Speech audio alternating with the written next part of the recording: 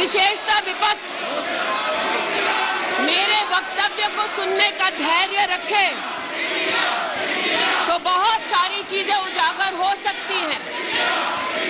You are not India, for India is not corrupt. India believes in merit and not dynasty. And today of all the days, people like you need to remember what was told to the British: quit India, corruption quit India, dynasty quit India, merit now finds place in India. अध्यक्ष महोदय, सबसे पहले आपकी पीठ पर, आपके आसन पर जिस प्रकार का आक्रामक बर्ताव आज देखा गया, उसका मैं खंडन करती हूं। पहली बार राष्ट्र के इतिहास में भारत मां की हत्या की बात की और कांग्रेस पार्टी यहां पर तालियां बजाती रही। जो भारत की हत्या की बात पर कांग्रेस पार्टी ने ताली पीटी आज इस सदन में, इस बात का संकेत पूरे देश को दिया कि मन में गद्दारी किसकी है। मैं आज हिंदुस्तानी होने के नाते कहती हूं, मणिपुर खंडित नहीं है, विभाजित नहीं है, मेरे देश का अंग है। मैं इनसे पूछती हूं, इन्हीं के अलायंस के एक सदस्य बैठे हैं जिन्होंने तमिलनाडु में कहा कि भारत का मतलब मात्र उत्तर भारत। अगर हिम्मत हो राहुल गांधी में तो आकर भारत के ऊपर इस प्रकार का कटाक्ष करने वाले डीएमके के अपने साथी का खंडन करके बताएं। कांग्रेस पार्टी के एक नेता ने कश्मीर में रेफरेंडम की बात की। अगर हिम्मत है गांधी खानदान में तो इस सदन में और इस देश को बताए कि कश्मीर को देश से हटाने की साजिश में कांग्रेस के उस नेता का वक्तव्य क्यों है। You are not India because you define corruption in India. You are not India because you define incompetence. You are not India. एक मिनट माननीय सदस्य, ये तरीका ठीक नहीं है। सदन में नारेबाजी करना तरीका ठीक नहीं है। प्लीज माननीय सदस्य बैठिए, उनको अपनी बात कहने दीजिए। आपने अपनी बात कही है, यह तरीका ठीक नहीं है। नो गलत तरीका है आपका, नो गलत तरीका है आपका। स्मृति जी, पुनः कहती हूं अध्यक्ष महोदय, शायद अपने ही कोलाहल में सुन न पाए हो। मणिपुर हमारे देश का अभिन्न अंग है, खंडित न था, न है, न कभी होगा। इनके यूपीए के अलायंस के एक नेता ने तमिलनाडु में एक वक्तव्य दिया है। पुनः कहती हूं कि भारत का मतलब मात्र उत्तर भारत। मैं आज गांधी खानदान से, कांग्रेस पार्टी से पूछना चाहती हूं, क्या भारत केवल उत्तर भारत है? अगर दम है तो अपने पार्टनर को मुंह तोड़ जवाब दे, अगर हिंदुस्तान में आस्था रखते हैं। कांग्रेस के एक नेता ने अध्यक्ष महोदय कोर्ट में जाकर वक्तव्य दे दिया कि कश्मीर में रेफरेंडम की तलाशना चाहिए संभावना। मैं आज कांग्रेस पार्टी से पूछना चाहती हूं, क्या उनके आदेश अनुसार ये वक्तव्य कि कश्मीर का खंडन हो, भारत विभाजित हो, क्या ये कांग्रेस के नेतृत्व के आदेश के अनुसार है? अध्यक्ष महोदय, पुनः कहती हूं, हमारे राष्ट्र के संसदीय इतिहास में आज तक भारत मां की हत्या की बात करने वाले कभी भी बैठकर मेज नहीं थपथपाते। कांग्रेसियों ने बैठकर मां की हत्या के लिए मेज थपथपाई है। ये बात करते हैं इंसाफ की, ये चेहरा धूमिल है, ये चेहरा धूमिल है। मैं बताऊं किसका चेहरा है, मैं बताऊं किसका चेहरा है अध्यक्ष महोदय। ये चेहरा है गिरिजा टिक्कू का। सुन लीजिए पंडितों की दास्तान आप भी। गिरिजा टिक्कू का यह चित्र है। 90 के दशक में एक महिला यूनिवर्सिटी में अपना पेचेक लेने जाती है, सारी बातें करूंगी, अपना पेचेक लेने जाती है, बस से घर लौटने का प्रयास करती है। उसको 5 मर्द बस से खींचकर टैक्सी में ले जाते हैं, बलात्कार करते हैं और फिर आरी से उसका बदन काट देते हैं। जब गिरिजा टिक्कू के जीवन पर एक फिल्म में एक प्रति आया,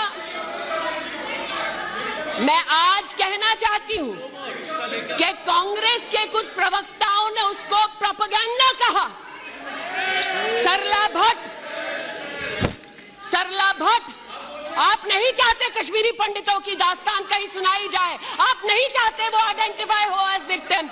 सरला भट्ट मेडिकल स्टाफ थी। 90 के दशक में उसको उसके इंस्टीट्यूट से अगवा करके गैंग रेप किया गया और सड़क के किनारे रखा गया। आज मैं पूछना चाहती हूं कि एक तरफ इनकी अलायंस के लोग हिंदुस्तान को विभाजित करने की बात करते हैं, ये आज अपने आप को इंसाफ के पुजारी बताते हैं, लेकिन मुझे बताइए गिरिजा टिक्कू, सरला भट्ट को कब इंसाफ मिलेगा? हर गली हर मोहल्ले में एक स्लोगन गूंजता था पंडितों के बीच, रलीव सलीव गलीव। पुनः कहती हूं, रलीव सलीव गलीव। आप चिल्लाना बंद करें, समझे पहले।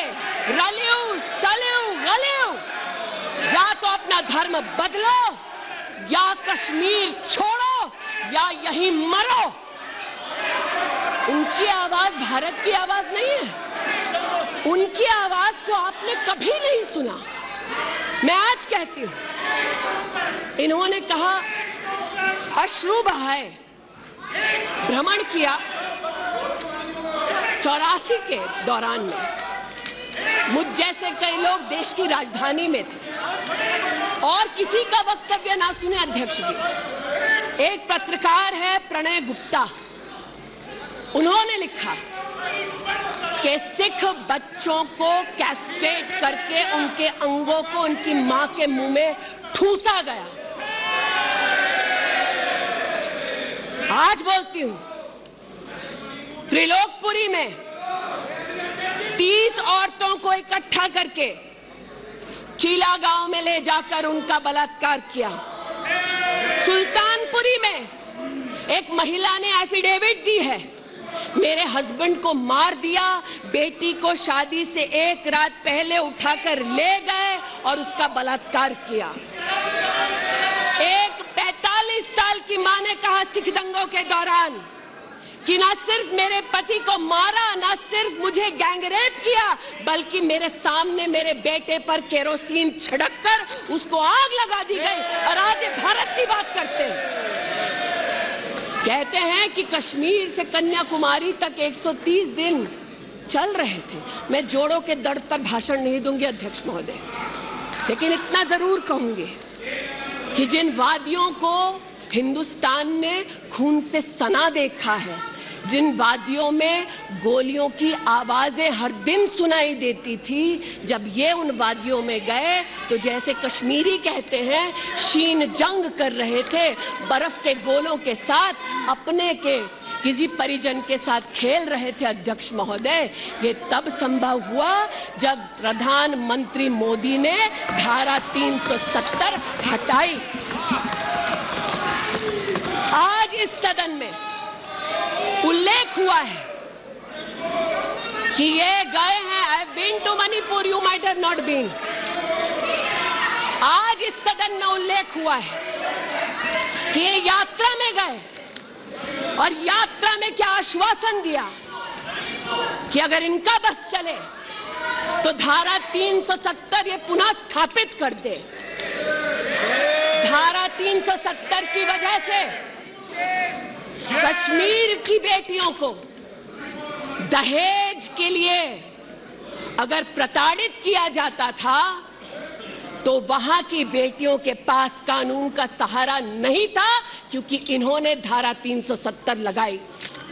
कश्मीर में अगर बेटियां प्रदेश के बाहर ब्याही जाती थी तो उनके पैतृक संपत्ति पर उनका अधिकार समाप्त हो जाता था, क्योंकि इन्होंने धारा 370 लगाई।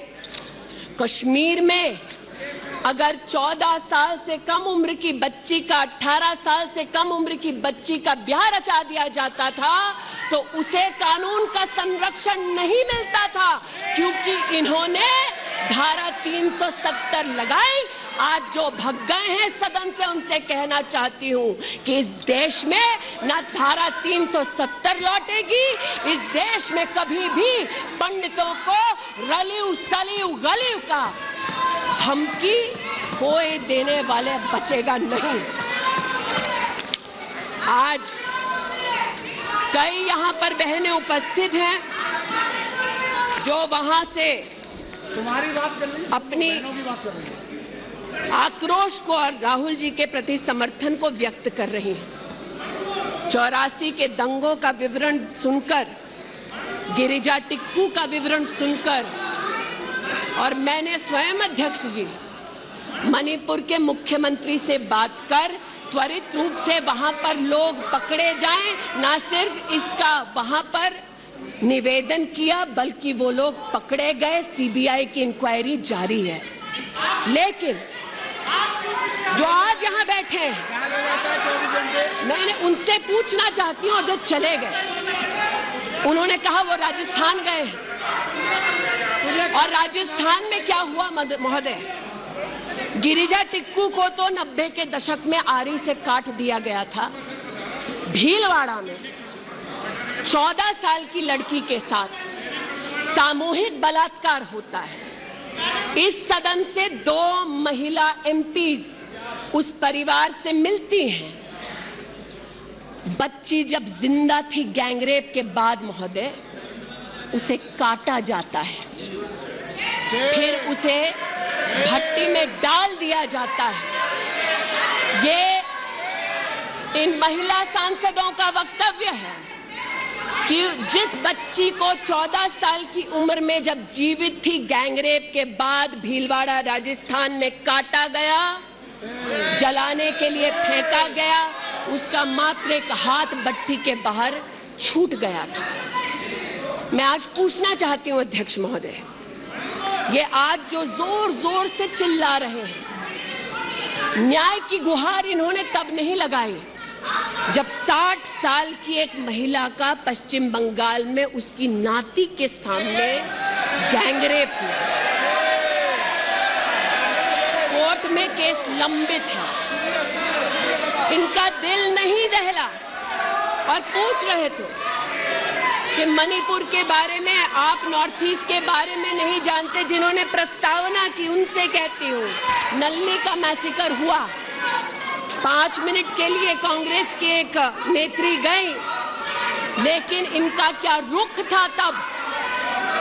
2012 में तरुण गोगोई जी ने स्वयं वक्तव्य दिया है कि दंगे हो रहे हैं, लेकिन कांग्रेस की केंद्र की सरकार ना ट्रूप्स दे रही है, ना इंटेलिजेंस दे रही है। कोकराझार की बात करते हैं कि मेरा वक्तव्य नहीं है, तब के कांग्रेस के मुख्यमंत्री तरुण गोगोई का वक्तव्य है। कोकराझार में हिंसा होती है, धुबरी में 3 महीने कर्फ्यू रहता है। आज महोदय जो लोकतंत्र की दुहाई दे चुके हैं, हम बार बार इस सदन में बार बार इमरजेंसी की गाथा को याद करते हैं। इस सदन में हम लोग बार बार उन नेताओं को, उन सामाजिक संस्थाओं को, उन मीडिया के बंधुओं को, उनकी प्रिंटिंग प्रेस कैसे जबरन बंद कर गई, उसको, इस पर विस्तृत चर्चा होती है। लेकिन इमरजेंसी के कालखंड में साधारण महिला का इन्होंने, कांग्रेस पार्टी ने क्या हश्र किया। स्नेहलता रेड्डी की आज बात करना जरूरी है। बेंगलुरु की जेल में बंद किया गया, और इसलिए बंद किया गया क्योंकि वो सोशलिस्ट थी, भाजपाई नहीं थी, सोशलिस्ट थी।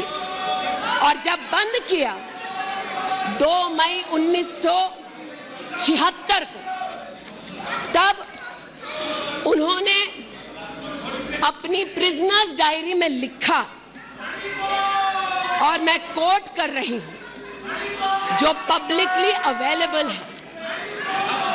A woman comes in, she is stripped naked in front of everyone else. When a human being is sentenced, is the punishment not enough? Must the human body be degraded and humiliated?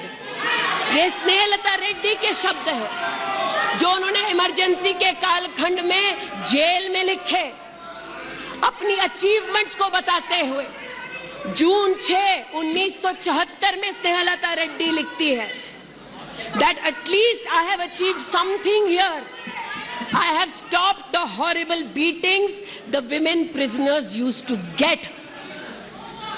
ये कांग्रेस का इतिहास है, और ये भारत की बात करते हैं। अस्थमा की पेशेंट थी ये महिला, जेपीजी को तो डायलिसिस ना करने दिया, एस्थमा की इस पेशेंट को दवा नहीं लेने दी। वो 2 बार एस्थमेटिक कोमा में गई, और एस्थमेटिक कोमा में जाते जाते जब उनकी हालत बिगड़ी तो पैरोल पर उनको 15 जनवरी 77 में छोड़ा। चार्जशीट में इस औरत का नाम नहीं था, और 5 दिन बाद उनका देहांत हो गया।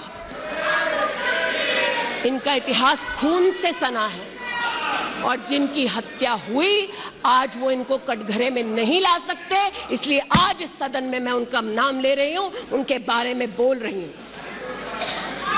चाहते हैं कि मणिपुर पे चर्चा हो, मणिपुर पे चर्चा करने के लिए बार बार पार्लियामेंट्री अफेयर्स मंत्री ने गुहार लगाई, बार बार देश के गृह मंत्री ने कहा, हमारे श्रद्धेय राजनाथ जी ने भी कहा कि आप मणिपुर पे सदन पर चर्चा कीजिए, हम चर्चा के लिए तैयार हैं, भागे ये हम नहीं, भागे ये और हम नहीं। और भागने के पीछे कारण क्या? क्योंकि गृह मंत्री जब बोलने लगेंगे, परतें जब खुलने लगेंगी, तब ये मौन साध लेंगे। मौन मुद्रा का उल्लेख हुआ था, मौन थे ये लोग कई चीजों पर, और आज भी हैं। अध्यक्ष महोदय, मेरे हाथ में केपीएमजी की एक रिपोर्ट है जो इनके कार्यकाल से संबंधित है, जो कहता है कि करप्शन की वजह से यूपीए की कार्यकाल में हमारे देश की जीडीपी की ग्रोथ को 9% का नेगेटिव इंपैक्ट होगा। ये अंतर्राष्ट्रीय एजेंसीज बोल रही थी, लेकिन ये चुप थे, आज भी चुप हैं। जो लोग जीरो लॉस थ्योरी सिखाते थे, आज उसी कांग्रेस के एक नेता को कोयला घोटाले के लिए सजा हुई है, और वो चुप है। लेकिन चुप और बहुत सारी चीजों में रहे महोदय। 2005-06 में यूपीए की सरकार को यह ज्ञात हो गया था कि खुले में शौच करने की वजह से महिलाओं का बलात्कार हो रहा है। 2005-06 में इनको पता था, ये सरकारी सर्वे में ज्ञात हुआ है, लेकिन ये चुप थे। 2010 में वर्ल्ड बैंक की रिपोर्ट ने कहा, इनकी तब सरकार थी, कि स्वच्छता ना होने की वजह से देश की जीडीपी पर 6.4 का नेगेटिव इंपैक्ट है, ये चुप रहे। महिला का बलात्कार खुले में शौच में हो रहा था, इनको पता था, ये चुप रहे। 2014 तक देश में केवल 39% आबादी को इन्होंने टॉयलेट की व्यवस्था सुनिश्चित करके दी।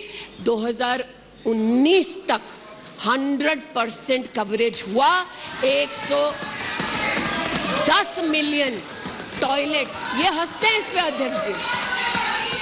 शायद इनको पता नहीं है कि एक महिला के लिए दिन की शुरुआत में शौच के लिए बाहर जाना या सूर्यास्त का इंतजार करना, शौच के लिए बाहर जाना और वहां उसका शारीरिक शोषण होना, बलात्कार होना, ये कितनी बड़ी सामाजिक और क्रिमिनल चुनौती है, इस बात से इनको कोई सरोकार नहीं, इसलिए उपहास का विषय बनाते हैं। आज मुझे ये कहते हुए शर्मिंदगी है कि मैं यहाँ पर कह रही हूँ कि खुले में शौच करने वक्त औरत का बलात्कार होता है, ये उपहास उड़ा रहे हैं और महिला उपहास उड़ा रही है। शायद यही लक्षण है कांग्रेस नीत अलायंस के कि औरत का बलात्कार हो तो ये हंसे, भारत मां की हत्या की बात हो तो ये यहाँ पर तालियां पीटे, ये कांग्रेस का लक्षण है। इनकी प्रस्तावना के वक्त ये कहा गया कि हम बात करेंगे मात्र एक व्यक्ति से, हम किसी मंत्री से बात नहीं करेंगे, क्योंकि मंत्रियों की कार्यशैली पर इनको चर्चा नहीं करनी। और शायद सच भी है, इनका अपना अनुभव है कि इनके यहाँ पावर का केंद्र बिंदु एक था। यहाँ पर फर्क ये है कि हम सब कलेक्टिव रिस्पॉन्सिबिलिटी के भागीदार हैं। इसलिए आज जब गजेंद्र शेखावत जी के मंत्रालय की ओर से टॉयलेट की व्यवस्था होती है तो मैं एक महिला सांसद और नागरिक के नाते इनका भी उतना ही अभिनंदन करती हूं जितना कि प्रधानमंत्री जी का। जल जीवन मिशन महोदय, हमारे देश में जब इनकी सरकार थी तो मात्र 3 करोड़ परिवारों तक नलके से पानी पहुंचता था। अब 2019 का आंकड़ा कहता है कि आपने तब तक 9.5 करोड़ तक पानी पहुंचाया और अब लगभग 19 करोड़ 40 लाख और 12 करोड़ 40 लाख तक आपका पानी नलके से पहुंच चुका है। लेकिन इनको इससे भी सरोकार नहीं कि अगर टॉयलेट बना, महिलाओं का शोषण कम हुआ, देश की साधारण महिला का सम्मान बढ़ा, तो इनसे इनका कोई सरोकार नहीं। स्पष्ट है, गरीब के घर में नल से जल पहुंचा तो कांग्रेस का उसका कोई सरोकार नहीं, ये स्पष्ट है और सही है। हमारा सरोकार है, देश हमारा है, सेवा हमारी है। आज ये उत्तेजित है कि मैं इस सदन में मंत्रिमंडल के अपने कई सहयोगी साथियों का वर्णन करती हूं। एक ऐसी महिला मंत्री का वर्णन कर रही हूं जो वर्तमान में नहीं है। जनधन के माध्यम से 23 करोड़ महिलाओं का बैंक का खाता खुला। ये इनके लिए कोई मान्यता नहीं रखता, ये मुझे स्वीकार है, ये हमारे लिए अहम है। मुद्रा के माध्यम से 40 करोड़ लोगों को जो जीवन में कभी व्यवसाय नहीं कर पाते थे, जिनके पास कांग्रेस की पर्सनल डायलिंग मशीन नहीं थी, उनको मुद्रा का लोन मिला। 27 करोड़ लोन महिलाओं को दिए गए महिलाओं को अपना व्यवसाय शुरू करने के लिए 23 लाख करोड़ रुपया सैंक्शन किया गया मुद्रा के माध्यम से। इनका उससे कोई सरोकार नहीं। 8 करोड़ नौजवान हमारे राष्ट्र के इतिहास में फर्स्ट टाइम एंटरप्रेन्योर्स बने। इनका उससे कोई सरोकार नहीं। 1,80,000 अकाउंट्स में स्टैंड अप इंडिया का 40,000 करोड़ का पैसा दिया गया। 80% महिलाएं। एक मिनट प्लीज। क्या तरीका है? वह अपनी बात कह रही है, तथ्यों के आधार पर कह रही है। आपको खंडन करना है तो आप बोलना, जब तथ्यों के आधार पर करना। गलत बात ये। नो गलत।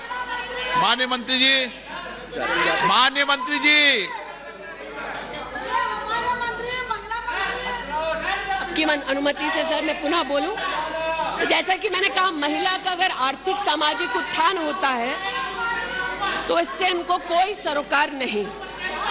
सेल्फ हेल्प ग्रुप की बात करते हैं। जब इनकी सरकार थी तब मात्र 19 लाख सेल्फ हेल्प ग्रुप्स को इन्होंने 80,000 करोड़ का लोन दिया। हमने 9 करोड़ महिलाओं को 5 लाख करोड़ की आर्थिक व्यवस्था करके दी देश के सेल्फ हेल्प ग्रुप में। यह हमारा अभिमान है। जो आज महिला के बारे में चर्चा कर रहे हैं, टोका-टोकी बंद करो सर। जब इन्होंने महिला संबंधित बजट की व्यवस्था की तब इनके कार्यकाल से 130% ज्यादा बजट हमारे प्रधानमंत्री जी ने देश की महिलाओं को समर्पित किया। ये हमारा अभिमान है।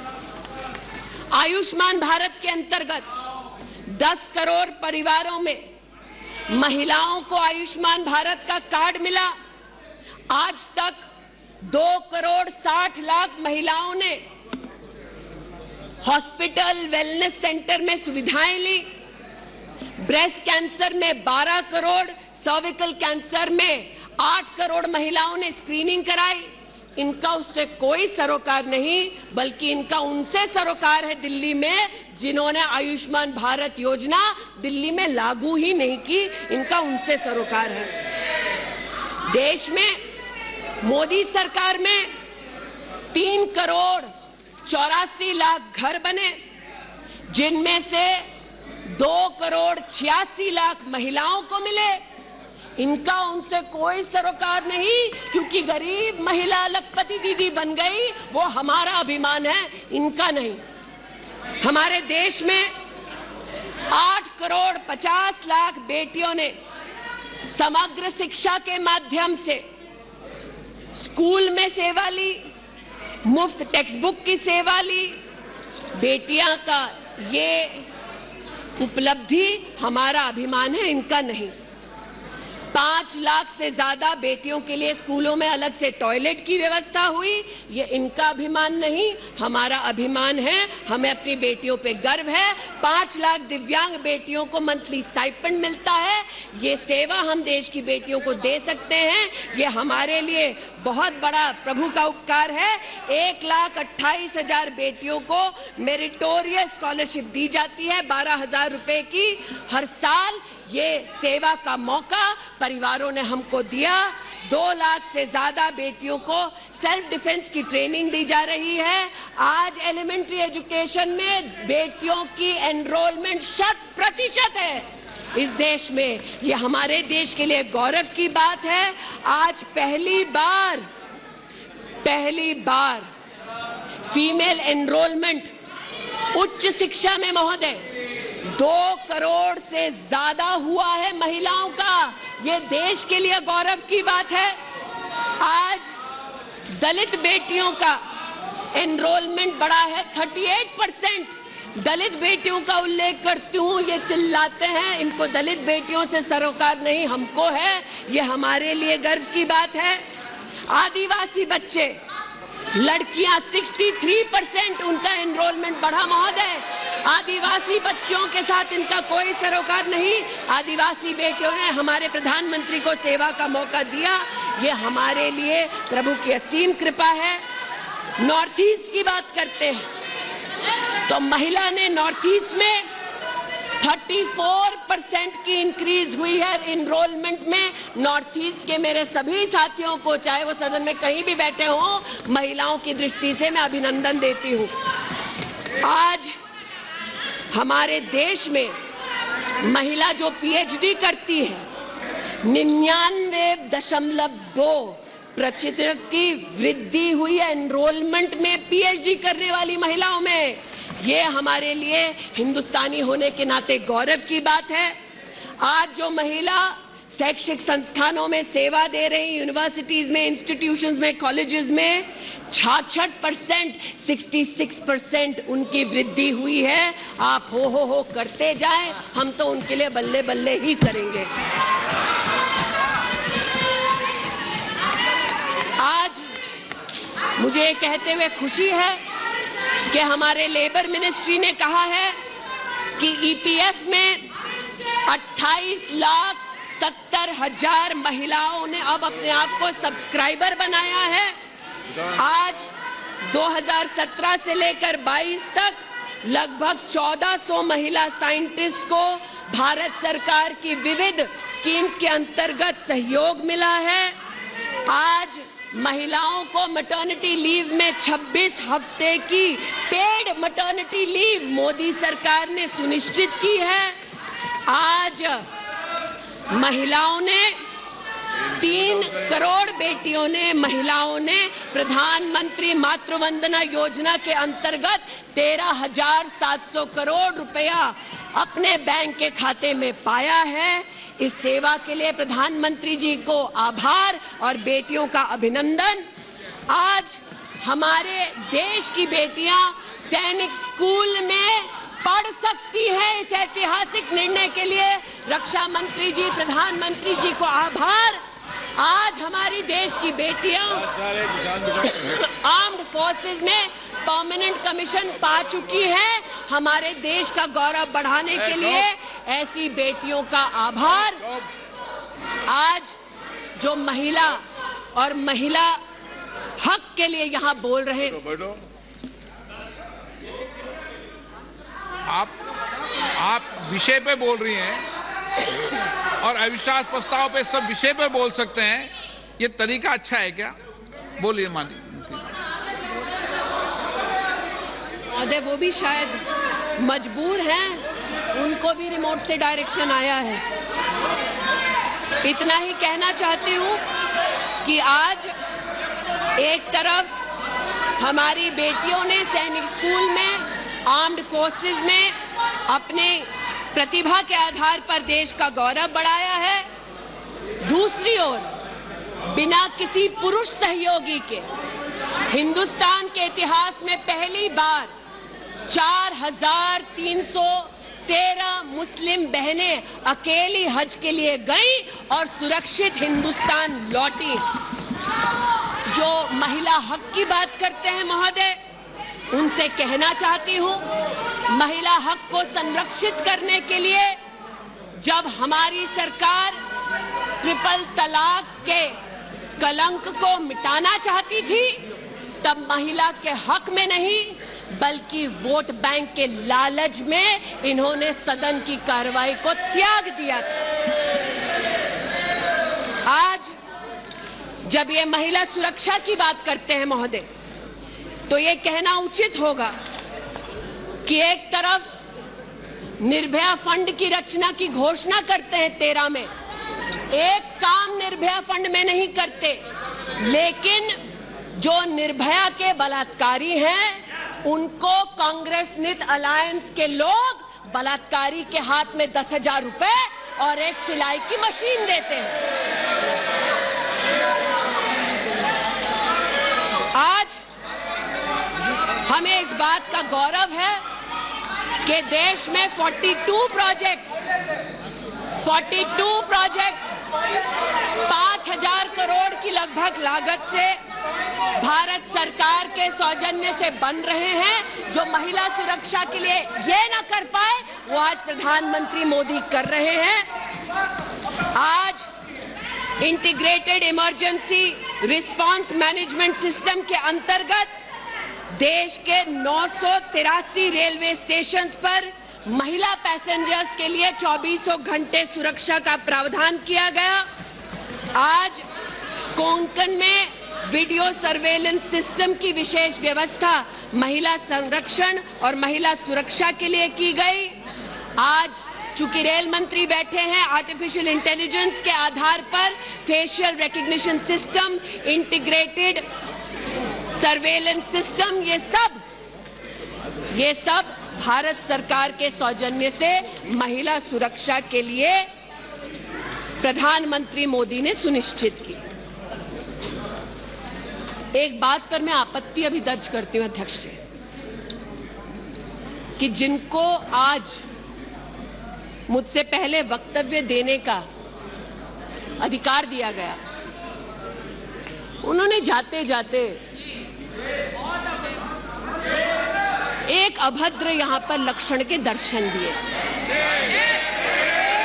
It is only a misogynistic man who can give a flying kiss to a parliament which seats female members of parliament. ऐसी गरिमा विहीन आचरण को इस देश के सदन में कभी नहीं देखा गया। ये उस खानदान के लक्षण हैं, ये आज सदन में देश को पता चले। लेकिन कहां गए हैं, वहां पर क्या हालात हैं अध्यक्ष महोदय? गोद भराई के नाम पर राजस्थान में भास्कर ने लिखा है कि राजस्थान की कांग्रेस की सरकार जेब भराई कर रही है। 13 से 20 महीने का घरबाशे दिखाया जा रहा है राजस्थान में, और भारत की तिजोरी से पैसा लूटा जा रहा है। इनका सरोकार महिला उत्थान से नहीं, ये महिला के बारे में क्या सोचते हैं, इनकी क्या हरकतें हैं, इनके नेता ने जाते जाते यहां पर उसको प्रसारित कर दिया है। लेकिन इन्हें सरोकार इनके नेता को किससे है? चीन से है। तो चूंकि सब चीन में इतनी रुचि लेते हैं कांग्रेस पार्टी के नेता, इसलिए आज एक सुखद समाचार भी सुनाती हूं। चीन में 31st यूनिवर्सिटी गेम्स हुआ। 1959 से लेकर आज तक भारत को मात्र 18 पदक मिले। इस बार 26 मेडल का रिकॉर्ड हिंदुस्तान के बच्चों ने स्थापित किया। भारत मां के टुकड़े के लिए तालियां बजाते थे, भारत मां के बच्चों के लिए तो बजा दो। 11 गोल्ड, 5 सिल्वर, 10 ब्रॉन्ज। आज देश के यूनिवर्सिटी के छात्र देखें कि 31st यूनिवर्सिटी गेम में भारत का नाम रोशन करने वाले छात्रों के लिए मैं गुहार लगा रही हूं कि कांग्रेस पार्टी यहां अभिनंदन कर दे, लेकिन वो अभिनंदन से भारत के बच्चों को वंचित रखते हैं।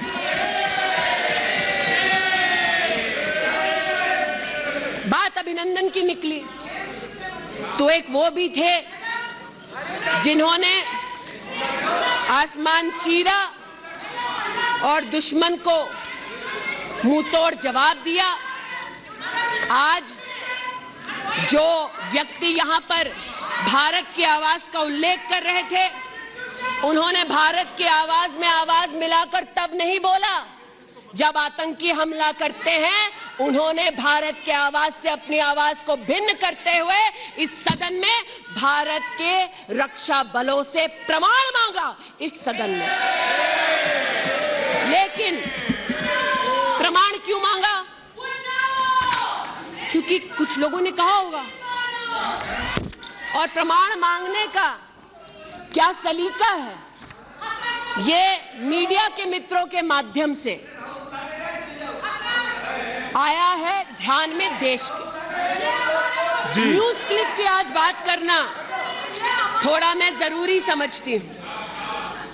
न्यूज क्लिक, नेवल सिंघम कुछ पत्रकारों को हिंदुस्तान में लिखते हैं कि किस प्रकार से हिंदुस्तान के खिलाफ न्यूज सर्कुलेट होनी चाहिए, कैसे चाइना के समर्थन में अलग अलग आर्टिकल लिखने चाहिए और इसे एक बार छपवा दो तो ट्राई कॉन्टिनेंटल पब्लिकेशन इसको इकट्ठा करके फिर काम आगे बढ़ाएगा। मेरे एक पार्लियामेंट्री सहयोगी निशिकांत जी ने इस पर जब विषय उठाया तो मैं स्तब्ध हूं कि कांग्रेस पार्टी ने डिमांड नहीं की कि अगर कोई बाहरी ताकत का पैसा लेकर हिंदुस्तान में व्यवस्थाओं को भंग करना चाहता है, हिंदुस्तान को कलंकित करना चाहता है तो उस पर कार्रवाई करो। ऐसा कांग्रेस का पक्ष नहीं था। कांग्रेस ने पक्ष ये लिया कि जो निशिकांत दुबे के मुंह से शब्द निकले हैं उनको एक्सपंज कर दीजिए। लेकिन ये जो ट्राई कॉन्टिनेंटल पब्लिकेशन है महोदय जी, जिसके बारे में ना आप ईडी को माने, न्यूयॉर्क टाइम्स को माने, वो ट्राई कॉन्टिनेंटल पब्लिकेशन के जो मुख्य रिसर्चर हैं उनके वक्तव्य को कांग्रेस पार्टी अपने ऑफिशियल फेसबुक पर क्यों डालती है, ये मैं पूछना चाहती हूं। जो जानबूझकर भारत के किसानों के हितों के खिलाफ बोलते हैं उनका वक्तव्य ट्राई कॉन्टिनेंटल पब्लिकेशन वालों का जो सीनियर फेलो या रिसर्चर है उसका वक्तव्य कांग्रेस, नेशनल कांग्रेस के फेसबुक पर 19 अप्रैल 2019 को क्यों पब्लिश होता है, ये थोड़ा बहुत शोध का विषय है, ये थोड़ा बहुत चर्चा का विषय है। जी। आज मैं ये कहना चाहती हूँ कि जब प्रस्तावना हुई, मैं तो प्रस्तावना के विरुद्ध खड़ी हूं। मैं नरेंद्र मोदी जी के नेतृत्व पर राष्ट्र के सभी नागरिकों के साथ पुनः विश्वास दर्शाते हुए अपना वक्तव्य देती हूं। लेकिन राहुल जी ने किस पर विश्वास जताया? राहुल जी ने विश्वास जताया मुस्लिम लीग पर। कहा सेक्युलर पार्टी है। शायद राहुल जी ने ना पढ़ा हो कि 80 के दशक में मुरादाबाद में 83 लोगों को मारने वाली मुस्लिम लीग राहुल जी को बताना पड़ेगा सेक्युलर कैसे हुई है। राहुल जी को आज जवाब देना होगा कि वो राष्ट्रभक्ति की बात करते हैं तो क्या जेएनयू में जाकर जब भारत तेरे टुकड़े होंगे का नारा दे रहे थे वो राहुल गांधी की देशभक्ति थी? राहुल गांधी को आज जवाब देना होगा, है तो नहीं, उनको आज जवाब देना होगा। जिस अफजल गुरु ने इस संसद पर हमला किया उस अफजल गुरु के संरक्षक समर्थक को कांग्रेस पार्टी ने अपने पार्टी का नेता बना दिया, जिसने कहा यह राहुल गांधी की देशभक्ति है।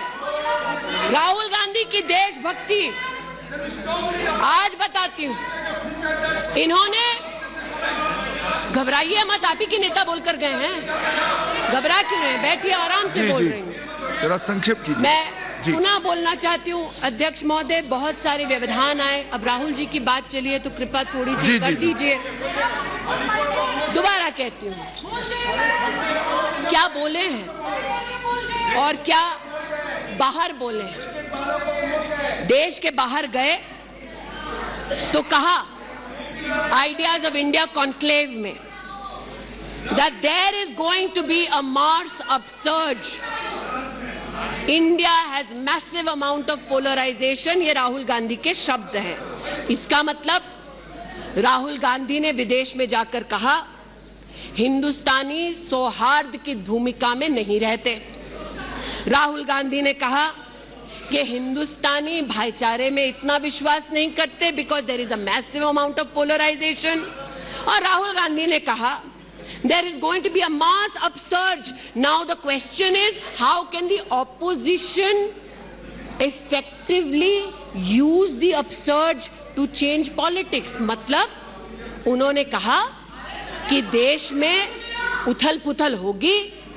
मैं स्पष्ट करना चाहता हूं विपक्ष इस उथल पुथल को कैसे इस्तेमाल कर सकता है ये मैं सोच रहा हूं। फिर उनका शब्द है देश में केरोसिन फैला है, हमें एक चिंगारी की जरूरत है। आज पूछना चाहती हूं माचिस ढूंढते ढूंढते राहुल गांधी कहां गए? अमेरिका गए तंजीम अंसारी के साथ, जो पाकिस्तानी इमाम जावेद अहमद के साथ ताल्लुक रखते हैं, अमेरिका में अपने कार्यक्रमों को उनके साथ करवाया। राहुल गांधी, मिन्हाज खान, जो हिंदुस्तान के खिलाफ आवाज बुलंद करते हैं, उनके साथ उन्होंने मीटिंग की। आज जो लोग इस देश में एस्पियोनाज के लिए पकड़े जाते हैं, उनका राहुल गांधी ने जाकर विदेश में समर्थन किया। वे तब से अडानी अडानी कर रहे हैं, तो अब थोड़ा मैं भी बोल दूं। फोटो मेरे पास भी है। इतना ही खराब है तो जीजा जी उसके साथ क्या कर रहे हैं? तो निशिकांत जी सही कहा, किसी को सेट करो, किसी को भेंट करो। पूछना चाहती हूं, 1993 में मुंद्रा पोर्ट में कांग्रेस की सरकार ने अडानी को जगह दी। तब प्रधानमंत्री कौन थे? कांग्रेस के थे। वित्त मंत्री कौन थे? मनमोहन सिंह थे। अडानी बोल रही हूं। यूपीए के कार्यकाल में अडानी को इन्होंने 72,000 करोड़ का लोन दे दिया। क्यों दिया? राजस्थान में 60,000 करोड़ से ज्यादा का समझौता कर लिया गहलोत जी के साथ। 20,000 एकड़ जमीन ले ली। क्यों किया? केरल में कांग्रेस की यूडीएफ सरकार के साथ पोर्ट का काम क्यों दिया? महाराष्ट्र में जब कांग्रेस के पास सत्ता थी, तो फिर कांग्रेस ने अडानी को पोर्ट का काम क्यों दिया? बंगाल में हल्दिया पोर्ट का काम अडानी को क्यों दिया? छत्तीसगढ़ में कांग्रेस पार्टी ने अडानी को काम आदिवासियों ने मना किया, फिर भी क्यों दिया? अब इसमें बेटा कितना सेट होगा, दामाद को कितना भेंट होगा, हम क्या जाने। लेकिन आज अरे दामाद का मामला है, बैठ जाओ भाई। दामाद आपका नहीं है, जिनका है वो नहीं चिल्ला रहे, आप क्यों चिल्ला रहे? बैठ जाइए भाई। जिसका है दामाद वो नहीं चिल्ला रहे, आप क्यों चिल्ला रहे? बैठिए। अरे बैठ जाइए, बैठ जाइए, बैठ जाइए, बैठ जाइए, बैठ जाइए। कोयले घोटाले में पकड़े गए, 2G में भी पकड़े जाएंगे। बैठ जाइए प्लीज। आप बताइए, इस पूरी बला की जड़ मौत है। पूरी बला की जड़ परिवारवाद में है, और परिवारवाद की राजनीति की जड़ कांग्रेस पार्टी में है। इनके अलायंस के लोग चारा खाते हैं, ये उनके घर मटन खाने चले जाते हैं। इनके अलायंस के लोग रेल की नौकरी के लिए गरीब की जमीन खाते हैं, जाके वो उन्हीं लोगों को गले लगाते हैं। और इनके सब के पीछे एक ही मजबूरी है, जो बड़ी विनम्रता से अजीत दा ने भी स्वीकारी कि मजबूरी हमारी कि तीसरी बार जनता कह रही है, फिर एक बार मोदी की बारी। Okay, now please conclude. तो मैं लिसन प्लीज। ये आज बैठिए।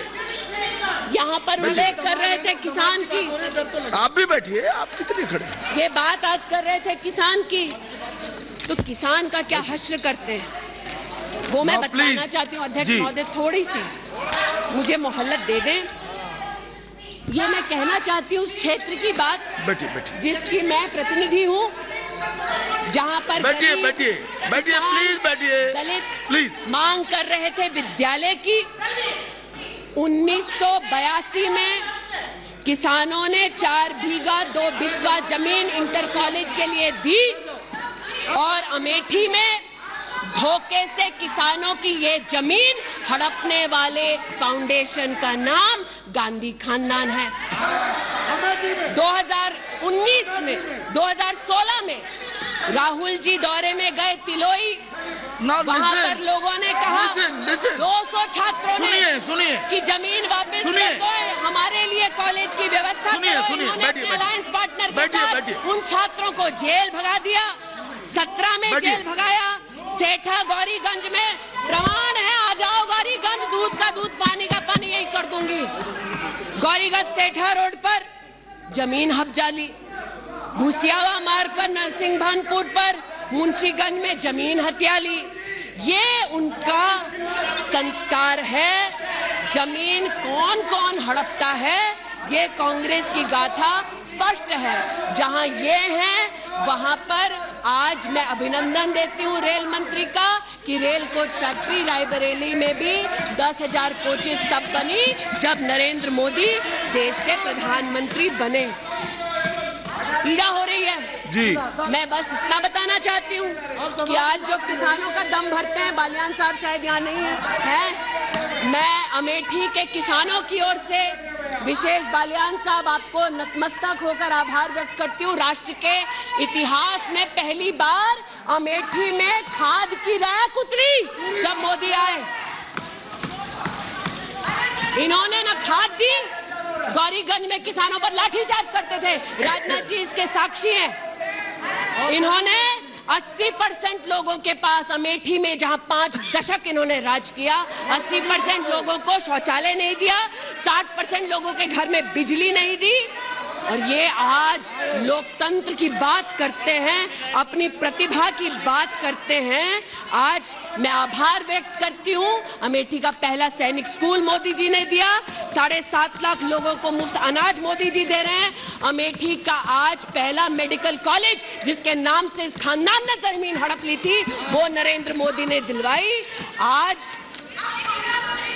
मैं इतना कहना चाहती हूँ अध्यक्ष महोदय, जो अभी है नहीं, जो 50 साल की उम्र के बाद देश देखने निकले थे, वो देश के किस कोने में वर्तमान में है मैं नहीं जानती, लेकिन इतना देखिए जरूर एक मिनट और देखिए, रोम के आपने एक फिलॉसफर का ये मंत्रिमंडल में अविश्वास प्रस्ताव लाया है। नेशन कैन तो सर्वाइव, मंत्रिमंडल उस संबंध में बोलेगा, उनको बोलने का अधिकार है।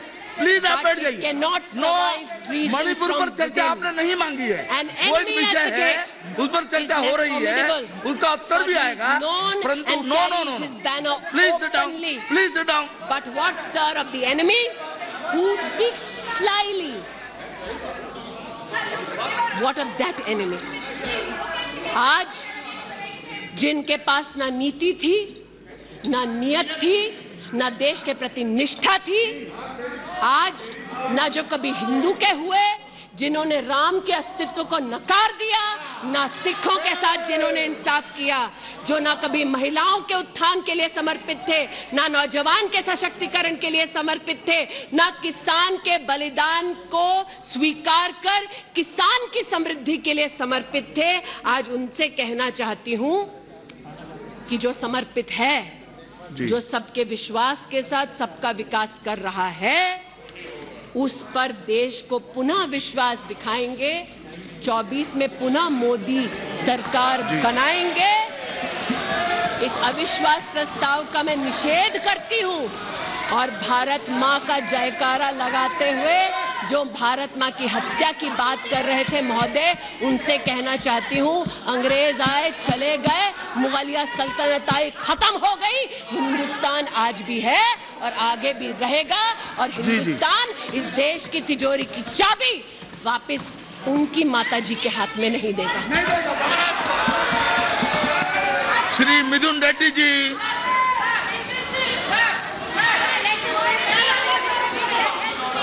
Sir please now sit down.